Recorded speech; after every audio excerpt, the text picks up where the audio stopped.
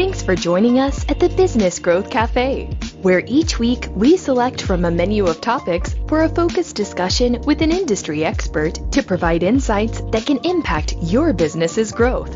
With your host, Angelo Ponzi. I am Angelo Ponzi, your host here at the Business Growth Cafe, and thank you for stopping by. We have a great show for you today. Now, I'm not sure who's listening, and hopefully you're the right people listening to this show, and if you're not, make sure you send it to whoever is thinking about starting a business. Now, you could be at the early stages of just an idea. You could be developing your pitch deck. You could be out searching for money. And today I have Steve Hoffman. He is the CEO of Founderspace, one of the world's leading startup accelerators with over 50 partners in 22 countries. Founderspace was ranked the #1 incubator for overseas startups by Forbes and Entrepreneur magazine. Steve himself has invested in many startups on his own. He's also the author of 3 books, Make Elephants Fly, Surviving a Startup, and The 5 Forces.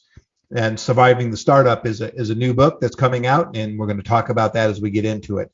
But Steve we're going to dig into his knowledge. We're going to tap into his knowledge base that talks about the right way and the wrong way that you should be approaching your startup, not only in building your pitch decks, but reaching out to venture capitalists, thinking about raising money, how you value your organization, and all sorts of other things that you need to know in order to do this. Now, I've had the opportunity to grow a company, as I've talked about, but I've actually brought some products to market as well, too.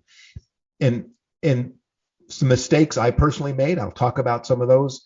And you learn these things. But probably the biggest thing I want to talk about as we get into today's show is you just can't fall in love with your own product. Or you have to step back, put the right people on the bus, right? Jim Collins, make sure you have the right people on the bus in the right seats. And sometimes you as the founder may not be that person.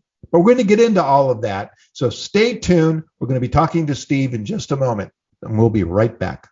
At Kraft, our team of marketers provide consulting, interim, fractional, and leadership services focusing on the strategic and analytical side of marketing, and we take a holistic view to drive business growth.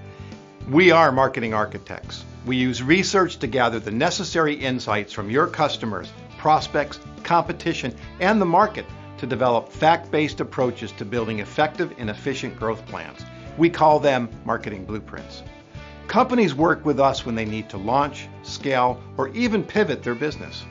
By understanding how your company is positioned and perceived in the marketplace, we can help craft your messaging to be more relevant to your customers based on their needs, wants, motivations, and behaviors to ensure your marketing investment is optimized. After all, you wouldn't build a house without a blueprint, so why are you building your business without one? Visit Kraft Marketing Architects to learn more. As I mentioned, I have Steve Hoffman. He is the CEO of Founderspace, one of the world's leading startup accelerators. I'm excited to have him here. Steve, welcome to the Business Growth Cafe. Angelo, it's great to be here. You know what? It's a glorious day outside. I forget, where are you at? I'm in the San Francisco Bay Area. Okay, and I'm in Orange County, California. So same state, different ends of it. And it's a beautiful day here, and it's actually warm. I'm probably dressed a little with heavier clothing that I really need, but that's okay. It was chilly this morning when I got up, but now it's warm. So why don't we start off the conversation with you telling the audience a little bit about yourself and your company? Sure. I am the CEO of Founderspace, and we are a global startup incubator and accelerator. We have over 50 partners in 22 countries right now, and I work with hundreds of entrepreneurs all over the world, helping them grow their businesses. I'm also an author of 3 different books. My first book, published by Hachette, is Make Elephants Fly, which is all about the process of radical innovation, how startups innovate. Okay. My second book, Surviving a Startup, is exactly what the title says. It's how to survive a startup, raise capital, grow your business. And my third book, The 5 forces that change everything is about how technology is transforming society and our world. All right. Well, I know we're going to kind of talk a lot about startups today, so it's probably going to lean a little heavier on the second book. But you said something, and I want to just talk about it just for a second more. 50 partners, I believe you said, but 22 countries. So are you working with startups literally around the world? Yes. So I began Founder Space over a decade ago in San Francisco. That was after doing 3 venture-funded startups in Silicon Valley. I wanted to, first of all, help out my friends who were raising capital, and then it just kept growing. And we set up in the city of San Francisco our first incubator. And at that time, everybody was flocking to Silicon Valley from around the world to figure out how to innovate, how to do startups, how to get the next unicorn. And we made all these connections globally. And then they started inviting us overseas to collaborate with them. Okay. It's interesting. And then any particular countries that you see kind of the hotbed of innovation? Well, we do a lot across Europe. South Korea is very active.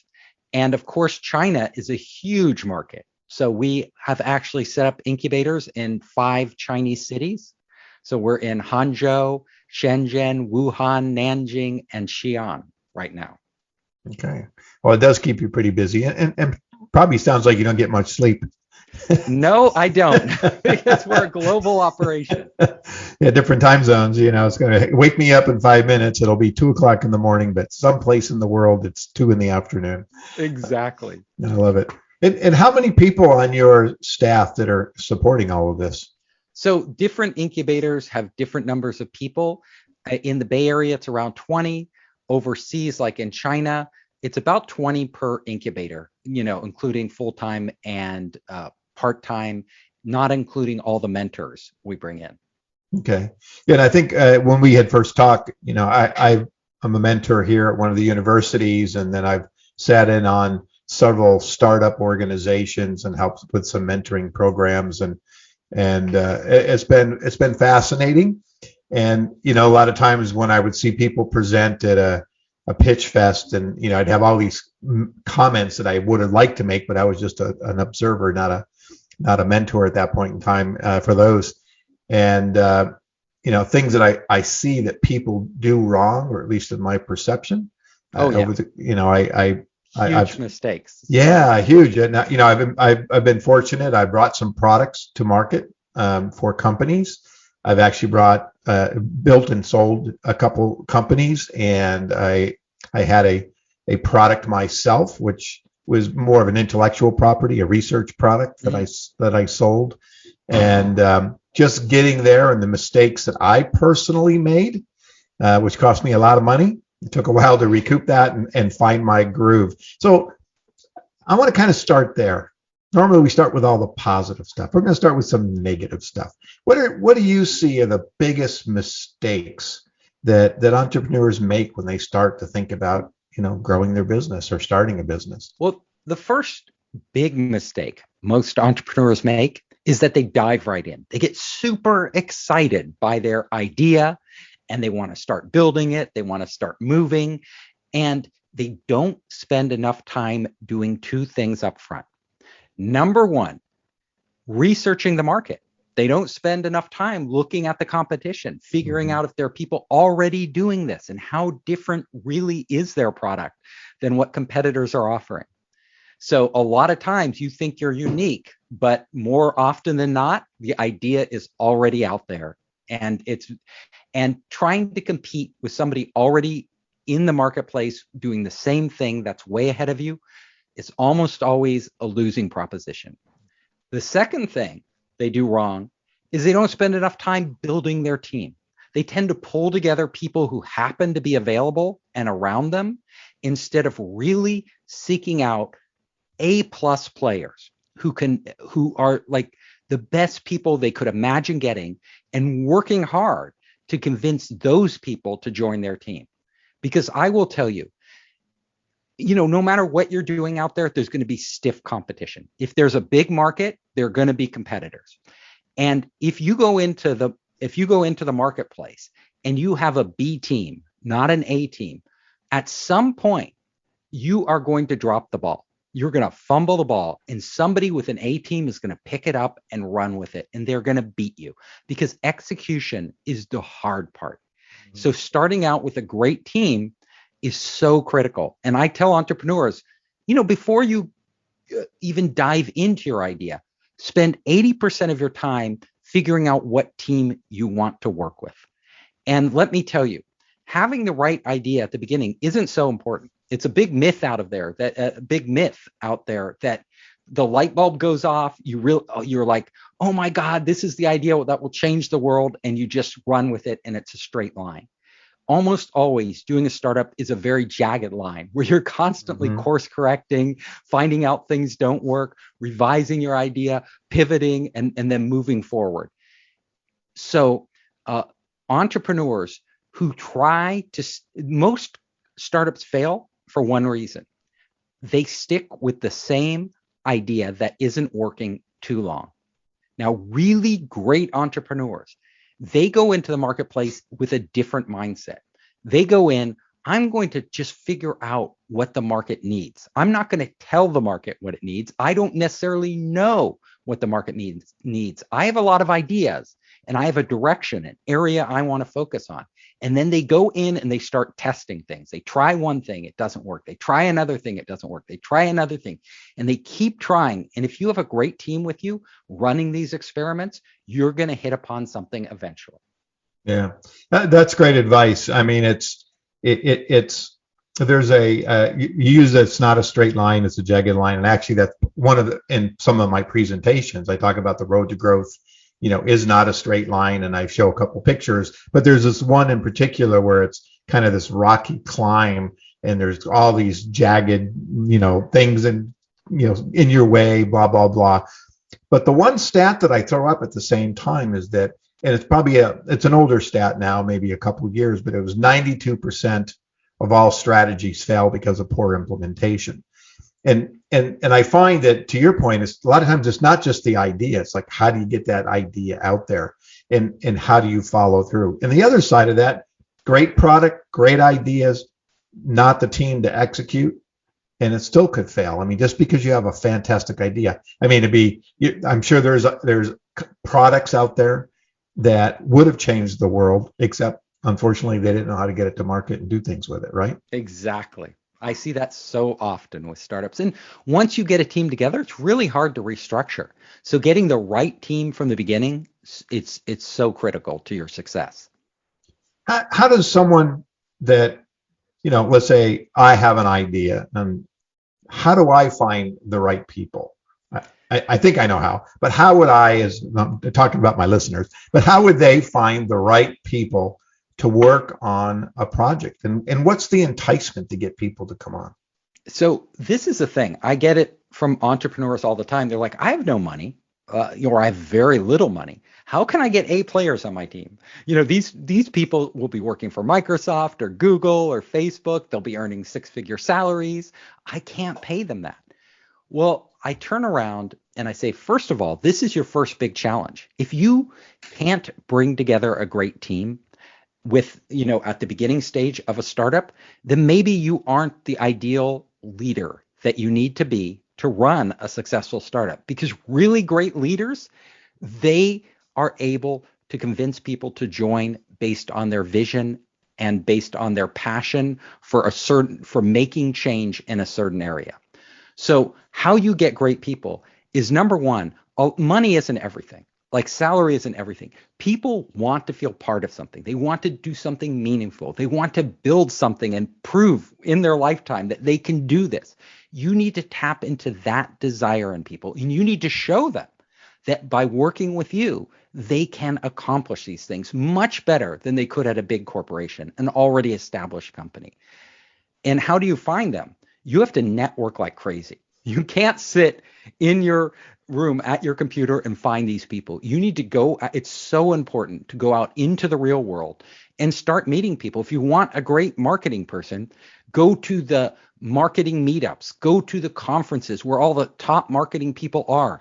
The ones who really are pushing the limits and really want to learn, connect with those people. Find somebody out there who is not just doing what every other marketing person does, but is always on the cutting edge, trying the latest platforms, trying the latest things, always educating themselves, always reading. Same for technical people. Don't go to the business conferences and expect to find the perfect engineer. Go where the engineers hang out. Go to the Node.js conference, the MongoDB meetup group. And you might not know what they're talking about, but just by being there, you're going to be able to connect with a lot of these people. Then you find people with a shared passion. If you want to go out there and change the restaurant industry, how restaurants are run with new technology, that's your passion. Find people who are passionate about it. If you want to make the fishing industry more sustainable, find people who care about that. Bring them together. That's how you find great people. Okay, that's great. Again, great advice. So what I'm hearing you saying, don't go ask your cousin and your aunt and your uncle to join the team that may have absolutely no experience or advice to give you that's workable. Yeah, and don't go get your college, roommate who might be a mediocre engineer on your team just because they were your drinking buddy. Yeah. They're not going to be the people you need to execute on this and do an incredible job. Honestly, I tell entrepreneurs, if you're going to build a good product, if you're going to build even a really good product, you will probably fail. Like the products that succeed are great. Like they are the best of the breed. Those are the ones that take over the market. They get all the attention, the market share, everything. Everything else dies out. Mm-hmm. You also mentioned something that's near and dear to my heart. And I think it was one of your first things that someone should do, and that's research. Research is part of my background and a core competency of my organization. And so many times startups, small businesses, large enterprise businesses, they don't spend the time doing research to understand the market, to understand the prospects. And you said it, the competition. I've heard this a gazillion times. I don't have any competition. Nobody's doing what we do. Well, I venture to say I'm actually doing some work for, it's a relatively new startup. It's about a year old. And, they have a unique position and a unique element of their software. But as I said to them, it's only unique for a short period of time, because if people see that you're capitalizing on something that differentiate you, it's just a matter of time before they add it in or they figure out a way to do it. So now you're back to that leadership, or you're a challenger, right? If you're a leader in the market or challenging the market, it's a different way to approach.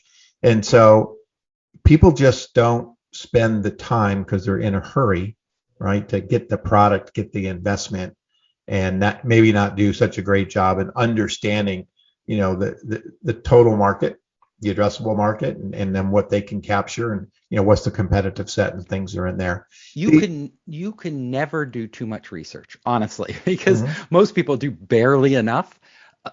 If you run a startup, you should be a power user of all your competitors' products. You should know them inside and out. You should know what's really good about them, so that you can adopt those things because they've been in the marketplace engaging with customers. They've probably figured some stuff out that you don't know.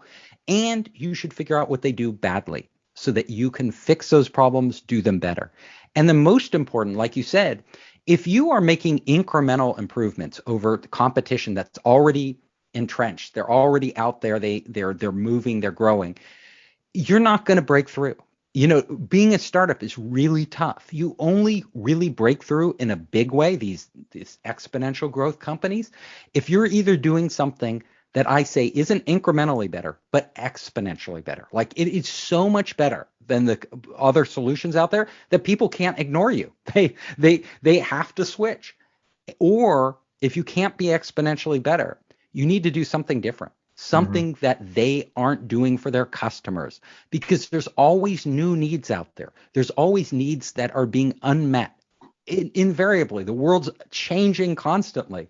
New technology is emerging, creating these needs. Trends are changing, markets are shifting. There's these, I call them pent-up pockets of demand, always forming out there, like little volcanoes ready to explode. And if you tap into one of these pent-up pockets of demand, that's what will propel your growth.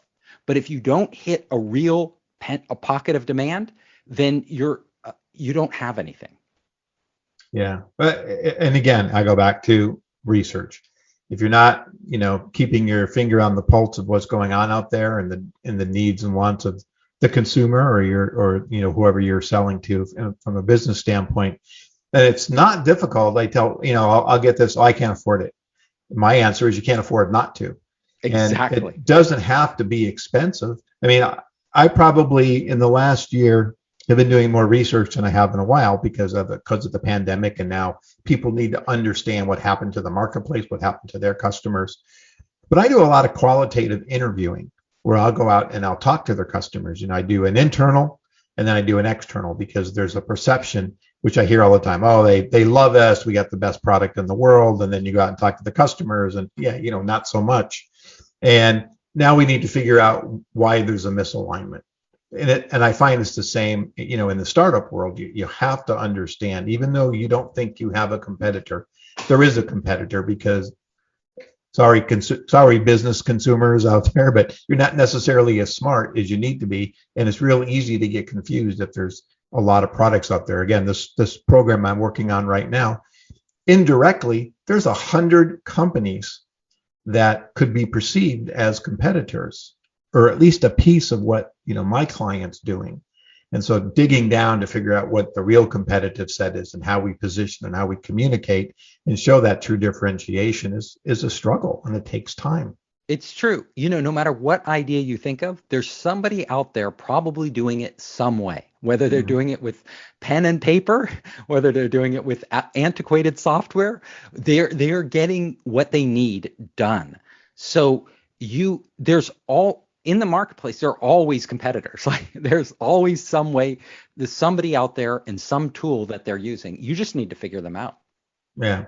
There was about a year ago, company internally created this business process management software for their company. Thought it was a great idea. They go, maybe we can market it to other people. So we got hired to do some due diligence. And, I went back to them and said, there's 452 companies already doing what you're doing. Now, is there an opportunity for you? Yes, because we found one, but it's in a niche you wouldn't have thought of. And there is an opportunity to grow, but that's where you need to enter. And, they were a little resistant at first, but then eventually they did. And we did some more due diligence, and eventually about 6-7 months worth of work before they ever decided to actually launch the product. Go ahead. What you're doing for startups is what they need, not just in the beginning, but throughout their life. Like research is not something you do once and then walk away and figure, oh, I know the market now. No, you have to continually do research because the market's always changing. Yep. I like to say entrepreneurs should be having a continuous dialogue with their customers. And need I say, every business needs to have a constant dialogue with their customers. Exactly. It doesn't matter how mature you are. If you're not listening to your customers, if you're not getting feedback, if you're not engaging them, then you are going to miss the boat at some point. And I think that's probably in businesses in general, but especially in startups, right? Because they fall in love. We all fall in love with our products. And you can't tell us anything different. It happened to me when I was doing my research. I spent 9 years in the field doing teen research. And one day I said, I bet you I could start a company. I'm making this real short.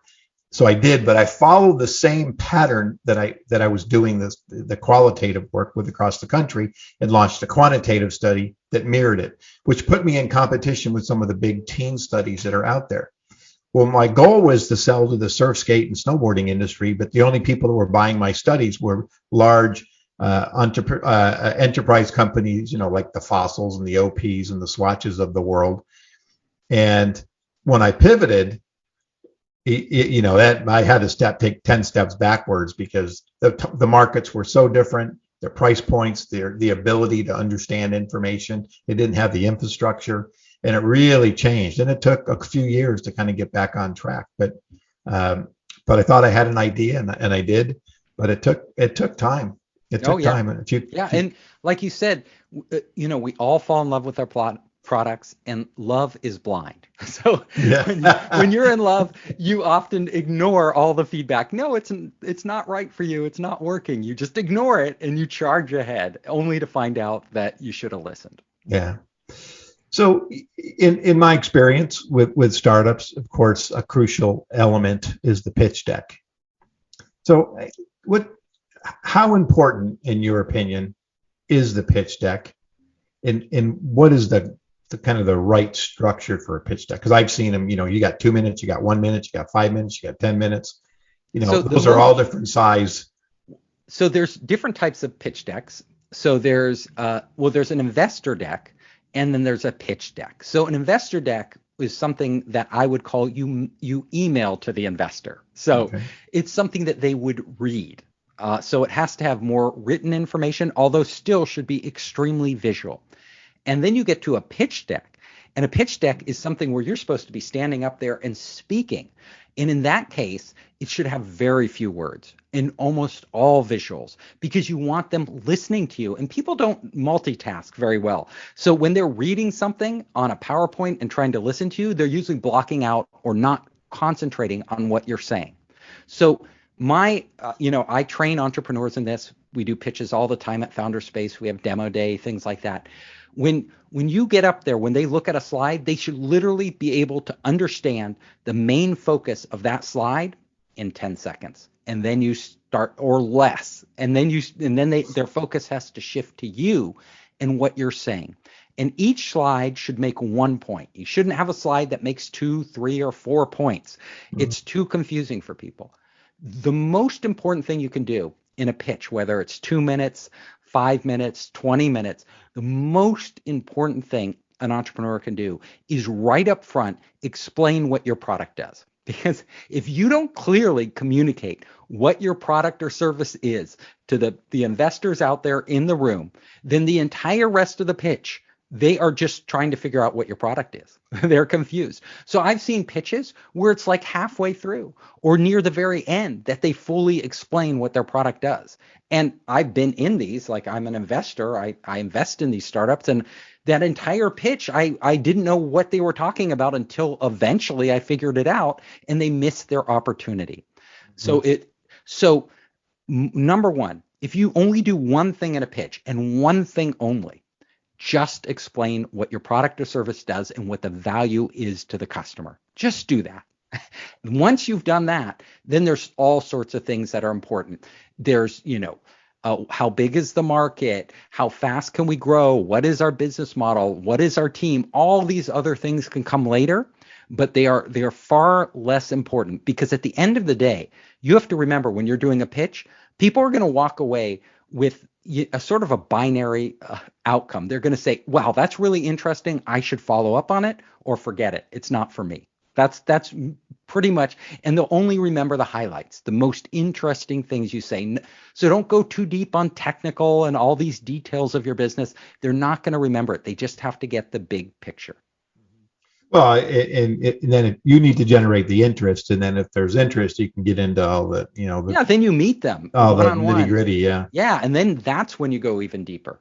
In determining the size, I mean, I know how I go about it when I have an assignment, but as an entrepreneur, I have this idea, what is the potential size of this market? How cluttered is it? Those kinds of things. Besides research, are there any other tips and pieces of advice you would give to entrepreneurs to help them figure out their size of the market? So investors, if they're experienced, if they're not experienced, they might not have this, but experienced investors pretty much can recognize a big market when they see one. They don't need a lot, and all the data that you can from Gartner Group and all these others, people just sort of gloss over that. They're like, oh, okay, it's a multi-billion-dollar market, blah, blah, blah, blah, blah. So, but let me tell you, in order for venture capital in Silicon Valley to be interested, institutional venture capital, you would need a $1 billion plus market, usually multi-billion dollar market. That's what they're looking for. So most of the markets that either they're really big or they're not, they're just small. And if they're really niche markets, then the VCs aren't going to go after them. If they're really big, they're probably already on their radar. So people shouldn't waste too much time with this. It's much more important for an investor like me to understand what your customers actually, what their problem is, what they need from you, and what they're getting from you. Those are the things we need to see, and we want to see proof. We want to see some demonstrable data that the customers are going to gobble this up.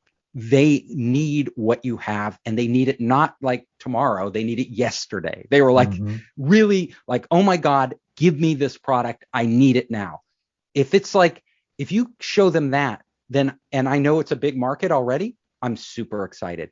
If it seems like a nice to have product for a lot of whoever you're selling to, oh, it's nice to have, you're dead in the water. Like, people don't buy nice to haves. They buy what's their top five priorities. So whatever their top 5 priorities in life are, I want to increase revenue. I want to be more efficient. I want to solve this critical problem. Those things they go after. And then if it's not on their even top 5 or top 3 is even better, your customers aren't really your customers. Okay.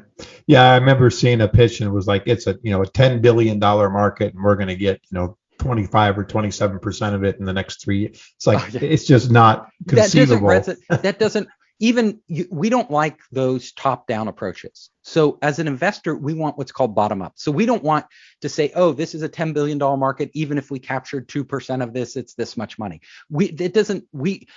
Anybody can say that. What we want to see is from the ground up. Have you talked to customers? Have you engaged them? What research have you done? Specifically with your target customers. Why do they need this? Can you show me some proof? How are they doing this now? How is your solution better? What value are you providing? That's what we want to see. And that's a great point, because a lot of times I've been in meetings and it's always about, what's the size of the market? How are you going to capture it? What's your plan? But really kind of that bottom up approach makes a lot of sense. I mean, and that's kind of what we do when we're building strategic plans for clients. It's like, I know where in this case, they're already in business, but they're $5 million today and they want to be $25 million in 3 years. Okay, that's a huge leap, but let's work backwards. Let's deconstruct, and that's what we do. We deconstruct everything. Is it even feasible? Do you even have the customer base that's going to give you renewals? And then what's the new acquisition? Can we do it in the market that you're in? Do we need to go into new markets or have new products? And I need to know that because I'm talking to the customers to understand their needs and wants. And to your point, the kind of building it back up, right? So deconstruct it and build it back up seems to always be the better approach as opposed to top down. And so I do like that. So the top down stuff, you don't even have to worry that much about it. What you really need to worry about is building it from the bottom up. What's your foundation? What's this business built on? Have you spent time with customers? What are their reactions? Can you prove that they'll buy it in any sort of way? Have they submitted orders to you that are pending? What do you have? Right. And that goes back to quote unquote research. Yes, exactly.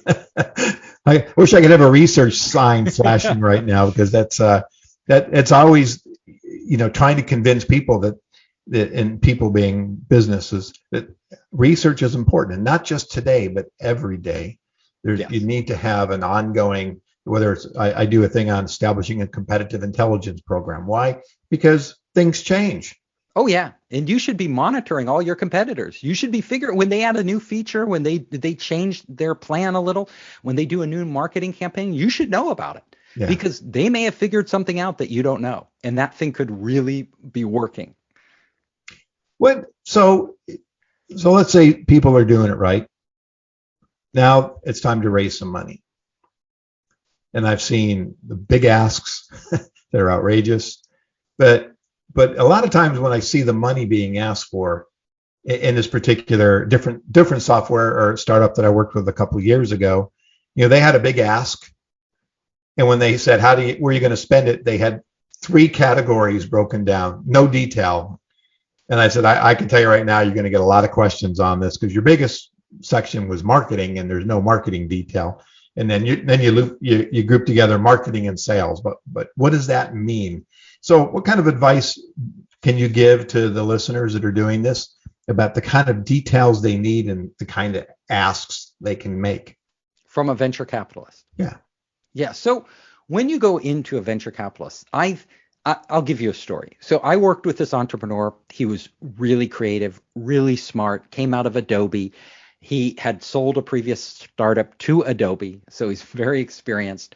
And he had this vision for a future product that was amazing. And he created this professional quality video, which so perfectly captured what his product would be once it was funded. So I thought that he did everything perfectly.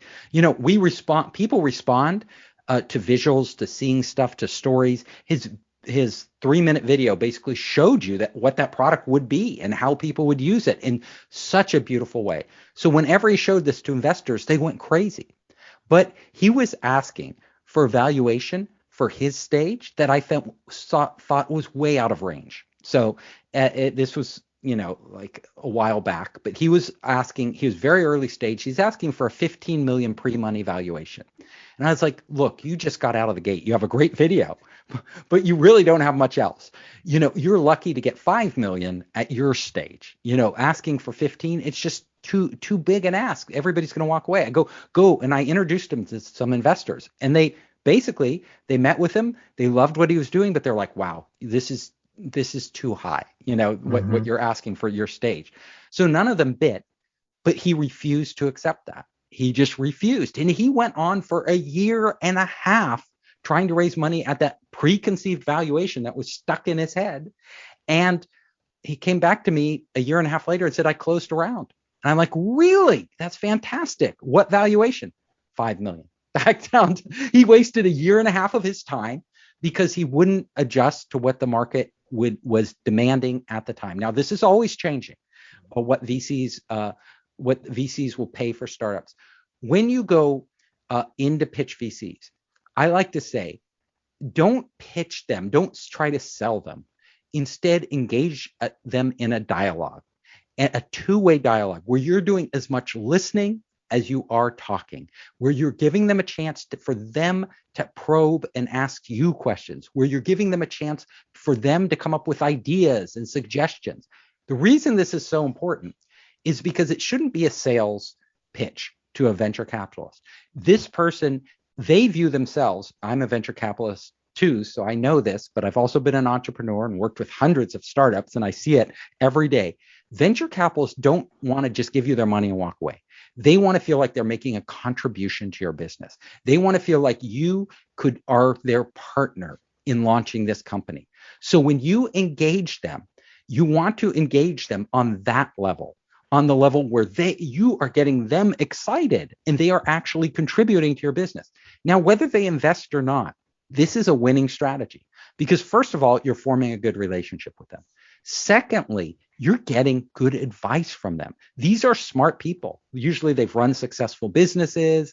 They're on the boards of lots of companies. They have lots of insights and experience that you don't have. So even if they don't fund you, you can gain, if you had to hire them as a consultant, it would be extremely expensive. Here they are giving you their time for free.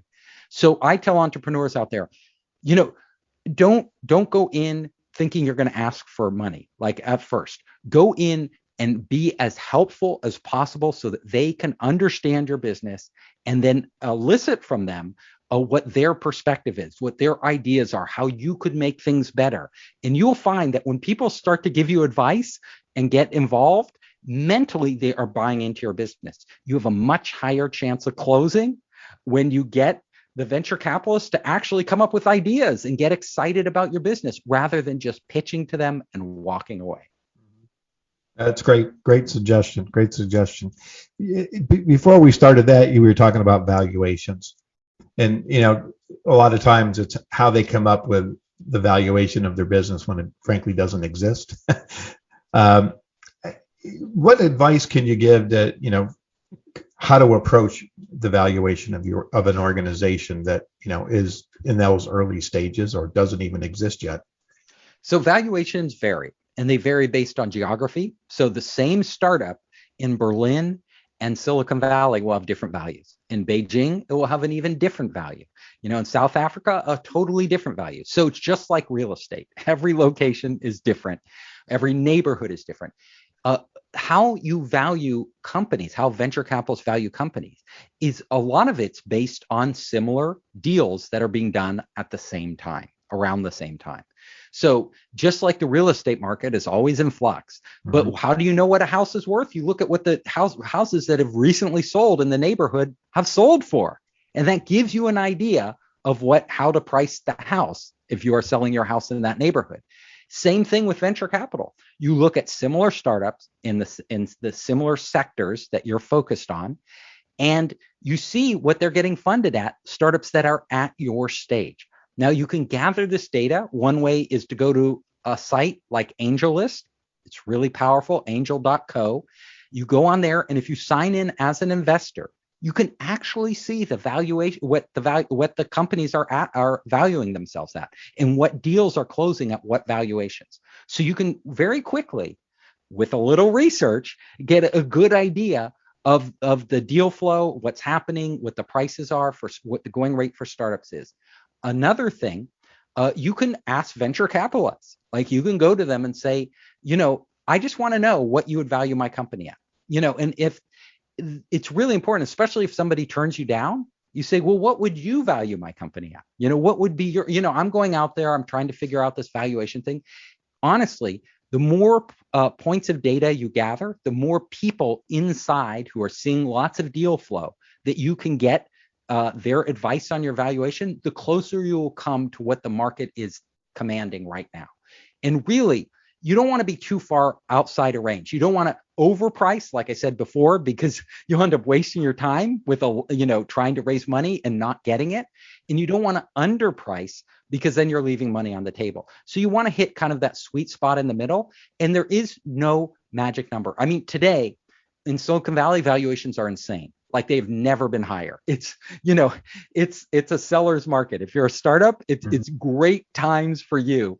But it's sort of binary. Like, if the hot startups are going like crazy valuations, like if you're hot, every investor wants in, and your valuation is super high. If you're not hot, it's still brutal. It's really hard to close any deals.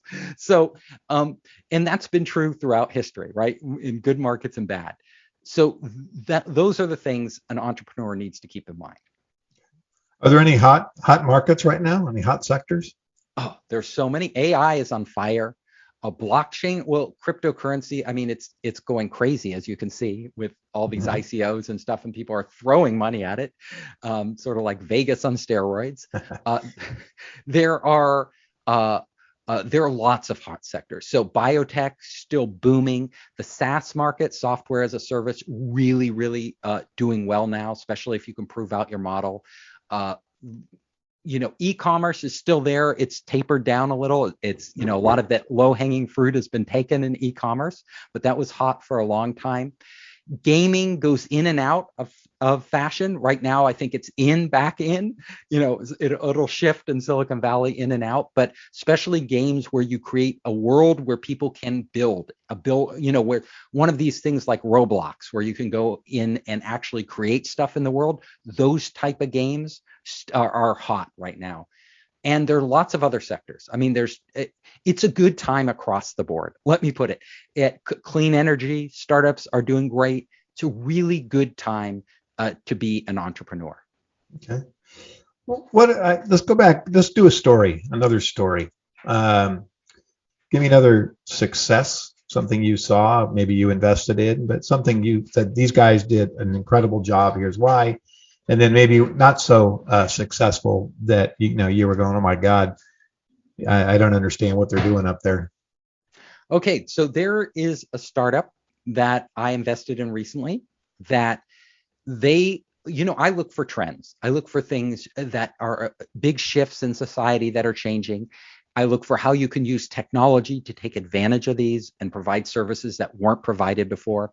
So one of the companies I invested in, they were targeting how do you get a more diverse workforce for big enterprises. So big enterprises who want to hire at executive level positions, but basically all positions, and diversify their workforce.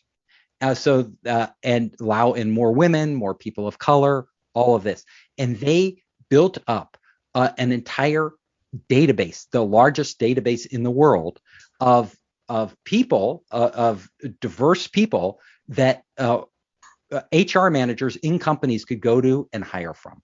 And they have done phenomenally well. So, because, this has been a big trend over the past, especially in Silicon Valley, over the past 5 to 10 years, it's been, all these companies are under pressure now to actually diversify their workforce. And they had the right thing at the right time. And they have so many customers. It's unbelievable. So that's one that's done really well. Others, I work with a lot of startups, and a lot of them, they're struggling to actually make headway. And there are companies out there. Let me think of one that hasn't done well. So there's one startup out there that I've been helping, and I won't name these startups because Of course. I want to keep their stuff confidential, but especially the ones who aren't doing well. He's a great entrepreneur. He's really amazing. But I went out with him. His idea sounded great on the surface, but I went out with him to investors. And the more investors I talked to, the more holes they poked in his concept. So we went out, we did our research, right? We went to investors because his thing was he was building an investment platform, and he wanted to get these investors onto his platform. How do you do that? How does it work? And the investors just weren't that excited. They weren't that excited because they were worried about what's called inverse selection. They were worried that he wouldn't be getting them the deals that they wanted, the best deals. And so it's very hard to convince them. And I have a rule, and it's a solid rule. If you have to educate your customer on why your product is better, you have a losing proposition. Like, do not be in the business of educating customers. Really, the products that take off, it's when a customer sees it and they're like, oh my God, I need this. That's what I need. Like, I've been waiting for this to come along and it's here. I want it. If you have to explain to them why they should want it, well, it's going to be really, really hard. So whenever you're in a business and you find yourself explaining to customers why they need your product, oh my God, just get out of that business. Yeah. Interesting. All right. Well, this has been just fascinating. Is there anything else that we haven't talked about that's kind of your rule of thumb when you're personally investing? Oh, I have a lot of rules of thumb that I look for in startups. So one of the things that I really like to see in a startup is I like to say, I don't invest in products or services. I invest in platforms. And I'll tell you why. Because a product or service can usually be easily replicated. Like you come out with a new gadget and, a year later, 100, if it's really cool, 100 other people have copied that gadget. If you come up with, a service, there's a lot of other people who could jump in the market and provide the same service. When you come up with a platform, it's different. Now, platforms are different because first of all, they lock in customers.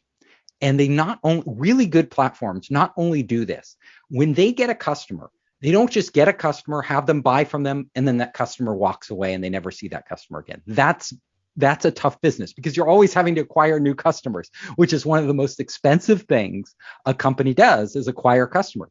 So I like companies when they get a customer, the customer comes onto their platform. And the more the customer uses their platform, the more value the customer derives from it. And not only that, the really good platforms are ecosystems. So the more customers they bring in and the more partners they bring onto their platform, the more valuable that platform becomes to all participants. Now, let me give you an example. Salesforce. Salesforce isn't the best CRM out there. Like it's a little antiquated, it's clunky, it's hard to learn, it's not streamlined, it's not the cheapest, none of these things. Why are they dominating the market? Well, they have built the most robust ecosystem of anybody. They have no competition in that because they were early on and they brought in not only their customers to use their CRM, but they brought in all these third parties to create additional applications for the customer. So when a customer comes in, they start using all these different things from all these different parties, which they can't get anywhere else because there's nobody else with that robust ecosystem. And then they can't transport it to some other CRM company. So somebody else could come by and they're half the price with a better CRM, but they don't have all these other things that the customer has grown that they really need. And the more customers they brought in, the more third parties, developers they have creating new products and services for these customers. Incredibly valuable. That's why Salesforce is worth so much. Same on Amazon. The more buyers and sellers you bring in, the more value they add to each other. The more buyers you get in, the more sellers come, and the more sellers come, the more valuable to the buyers, because the more selection they have, the better price they have. All of these. So whenever you're doing, think beyond just a narrow product or service. And those are the investments I love. That's great. I'm flashing on, and I won't say their names, but I use a WYSIWYG website builder, and I've been on it a long time. When everybody else said, "Oh, that platform is horrible. It won't do this, won't do that. Don't get on it," but I did, and now they have so many apps and so many applications that I have integrated into my program. To get away from it would be difficult because, to your point, I know I can't carry some of those things someplace else.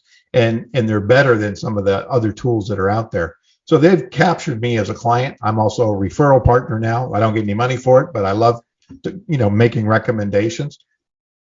I just hopped on a marketing automation platform. I'm actually paying for another one that I just don't use because it's too complicated. And there's so many tools on it that I can't figure out what they're doing.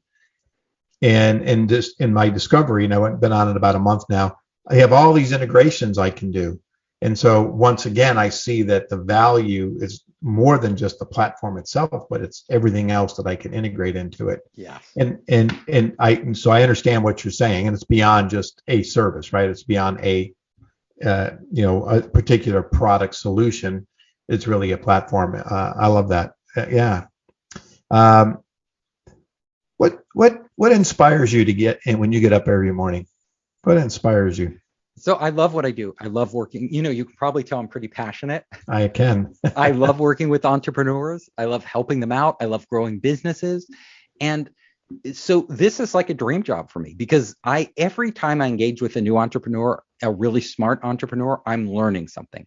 I'm not just teaching and sharing my knowledge, but they're opening up all these new vistas for me about their market, how it works, the new technology they're using. So it's like a two-way street, and I love to learn. So that is why I love this, what I do so much. Okay, well, fantastic. On that note, we're kind of coming down to the end here. So let's do this. Why don't you give me 2, 3, 4, 5 kind of parting tips, cautions, whatever you want to call them, that for my listeners that are thinking about starting a business or have started a business, trying to raise some money, those kinds of things. Okay, so I'll give you another tip. When you structure your business model, go for recurring revenue. So if you can get a customer to pay you over and over and over again, even if it's just a little amount of money, tends to wind up being a lot more money than if they just pay you once. So that's really how you can scale revenue. It's also very predictable. And I'll give you a second tip, and that is that when you are dealing with your board of directors, which a lot of startups entrepreneurs have to do, they get investors who are on their board, it pays not to conceal information from them. So a lot of entrepreneurs are afraid that if they show them bad reports or problems they have, that the investors will lose confidence. But the reverse is true, because more often than not, the investors find out anyway that things aren't going as you say. So don't sugarcoat it. Give them the real facts and make them your partners in solving your problems. Okay, great advice. It does come out in the wash, and the last thing you want to be doing is trying to hide a lie.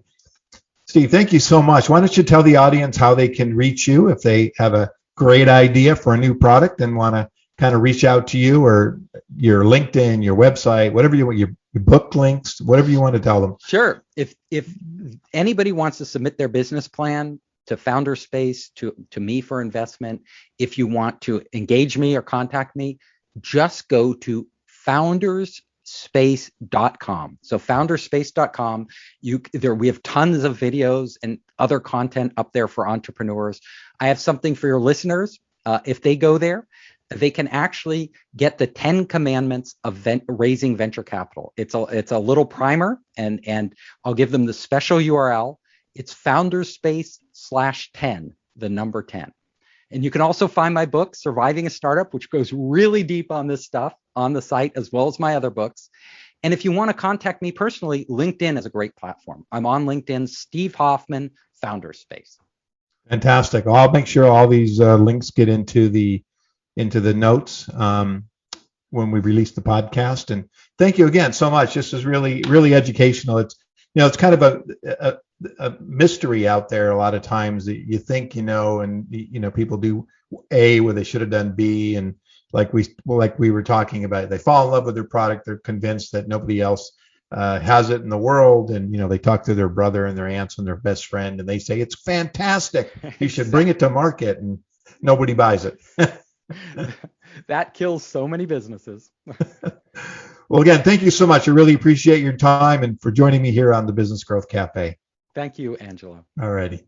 Steve, thank you again for stopping by the Business Growth Cafe. What a great conversation. Very insightful. A masterclass in getting your startups up and going, and all the ins and outs and the do's and the don'ts and the pivots and turns you have to be careful of, because it is not a straight road. You've heard me talk about this on the show before. Growing a business is not a straight line, and there's a lot of internal and external obstacles that you're going to face on that road to growth. Steve gave some great offers about reaching out to him, and I'll put those in the show notes as well. Also, a kind of the 10 commandments for raising venture capital. You'll have that on his website. So, Steve, thank you again for sharing your knowledge and your insights to help my listeners and hopefully their friends who are thinking about growing a business. I really appreciate it. And I want to thank you for stopping by the cafe today. Now, if you're new to the show, thank you very much. If maybe this is your first or second time listening, I appreciate it. And I would love for you to subscribe to the show to become a loyal listener, if you will. We have a lot of great content. I am in my 4th year, so I have a lot of shows you can backtrack and listen to, a lot of great insights. And if you are a loyal listener, thank you so much. I really do appreciate, and I look forward to having you and seeing you and have you listen to us here at the Business Growth Cafe again next week. So don't forget, join me here next week at the Business Growth Cafe. Thank you for listening to today's discussion at the Business Growth Cafe with your host, Angelo Ponzi. Take a moment to subscribe to this podcast and visit our website at www.businessgrowthcafe.com. Read Angelo Ponzi's blogs at www.theponzigroup.com.